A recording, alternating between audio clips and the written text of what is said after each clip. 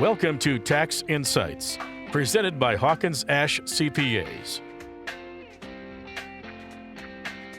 And good morning, listeners. Welcome back to Tax Insight here on WOMT Radio. We're talking with Jeff from Hawkins Ash today. Jeff, good morning, sir.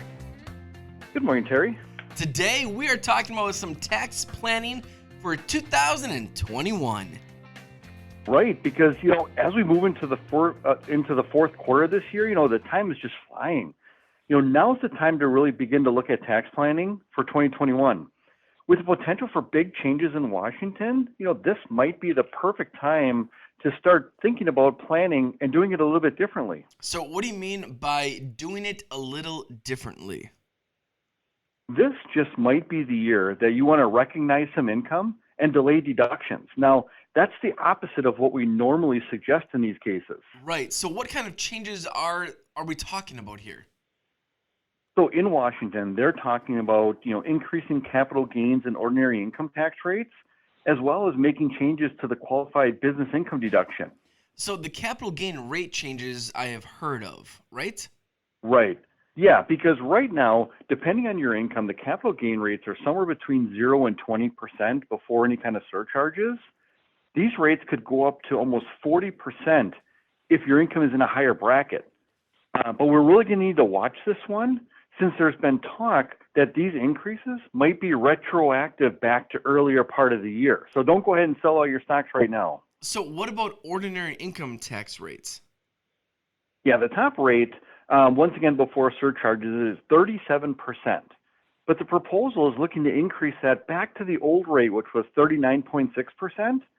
And even though 2.6% doesn't seem like a lot, what they might do is they might start that higher rate at an earlier time.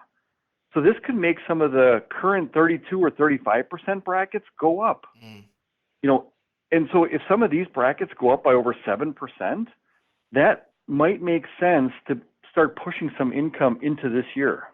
So remind our listeners again what the qualified business income deduction is. Sure. So that was a 20% deduction based on certain business income. The proposals in Washington are looking to limit this deduction for higher income business owners. This would go hand in hand with the corporate tax increases that they're also looking at. Once again, it would lower the deduction for business owners, which means that, hey, maybe the time is 2021 to take more income in order to take advantage of that deduction. Sure. On the deduction side, the proposal is looking to allow for more state taxes to be deducted, correct? Right. A couple of years ago, the deduction for state and local income taxes was limited to $10,000. But the proposal is looking to increase that amount, especially for those, to benefit those people in the higher income states. This could allow more people to itemize in 2022. So this is meaning more planning is needed, right? Yeah, for sure. Because if you're not going to itemize in 2021, but because of this additional deduction that you might get for your state and local income taxes, you might be able to itemize in 2022, it might make sense to, push a donation back that you're going to make in December, maybe making that in 2022, or maybe if you're paying quarterly estimates, paying that fourth quarter estimate in 2022 when you might be able to get some benefit for it. No matter what happens, nothing is passed in Washington at this point. But there is going to be a lot of things to consider as we get to the end of the year, and you really want to stay on top of it. Absolutely, and that's why they need to surround themselves with experts like you guys at Hawkins Ash. How do listeners connect with the team at Hawkins Ash, Jeff?